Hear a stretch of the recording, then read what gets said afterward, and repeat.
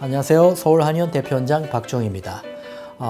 지난 시간까지 앞쪽 뇌를 훈련시키는 구체적인 방법에 대해 설명하고 있는데요. 오늘은 그 방법 중에 하나로 매일 일기를 쓰면서 기억을 정리하는 것이 앞쪽 뇌를 강화하는 데 도움이 된다라는 제목으로 설명을 드리도록 하겠습니다.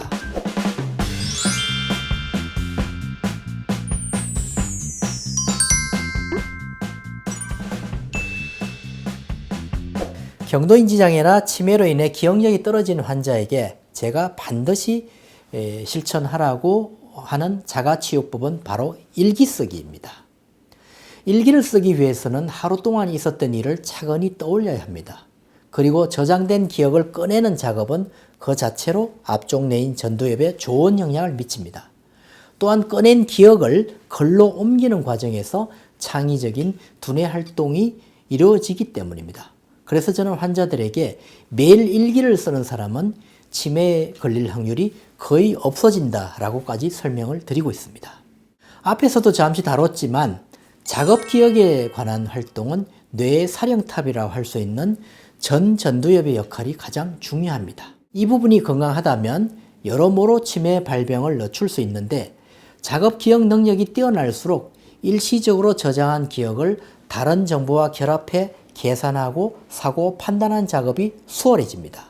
나이가 들수록 새로 입력된 정보를 제때 기억해내지 못하는 것도 앞쪽 뇌인 전두엽의 손상으로 이 작업 기억력이 떨어져서 그렇습니다. 주의력과 작업 기억 기능은 전두엽 말고도 뒤쪽에 위치한 소뇌와도 관련이 깊습니다. 대뇌 아래쪽에 위치한 작은 뇌인 소뇌는 운동 근육을 관장하는 것으로 알려져 있습니다. 그러나 최근 연구에 따르면 소뇌는 단순히 운동 신호만을 담당하는 게 아니라 인지기능, 주의력 향상에도 기여한다고 알려져 있습니다. 일반적으로 소뇌는 척수로부터 운동 정보를 받는데 이 정보가 전두엽 피질과 운동 피질로 매끄럽게 전달되게 조절하는 것도 소뇌의 역할입니다. 뇌 건강을 위해 운동을 해야 한다는 주장이 등장하기 시작한 것도 소뇌의 단련이 전두엽의 기능과 뇌의 신경 전달 경로를 견고히 잡아주기 때문입니다. 어찌되었든 간에 집중력이 흐트러지고 기억이 가물가물한 증상이 평소보다 심해졌다면 일기 쓰기, 자서전 쓰기, 시 짓기와 같은 창조적인 글쓰기에 도전해 보는 것이 좋습니다.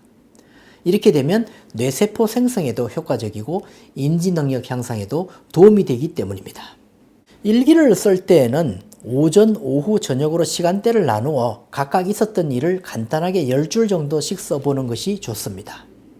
12분에서 15분 정도 글로 정리하고 쓴 일기를 읽으며 머릿속으로 그때 상황을 그려보는 것도 도움이 됩니다. 이렇게 이미지화하는 과정을 통해 우뇌와 후두엽까지 자극할 수 있기 때문입니다. 그래서 제대로 집중해서 일기 쓰기를 한다면 20분에서 25분 정도가 소요될 것입니다. 이와 같은 일기 쓰기의 실천에 앞서 염두에 두어야 될 게 한 가지 더 있습니다. 바로 일기의 내용입니다. 하루 일과 중 무엇을 했다 식으로 나열하기보다 가장 좋았던 기억을 주로 떠올리기를 추천합니다. 오전에 뭘 했더니 맛있었다. 오후에 누구와 만나 나눈 이야기가 어떻게 좋았다. 저녁을 먹고 산책을 하니 개운하더라. 이런 식으로 가능한 구체화된 기억을 적도록 하는 것이 도움이 됩니다. 그래서 이러한 일기를 쓰는데도 간단한 팁이 2가지 정도가 있습니다. 첫째는 인지력이 저하된 치매 환자는 10분 정도 일기를 쓰고 5분 정도 회상하는 시간을 갖는 것이 좋습니다.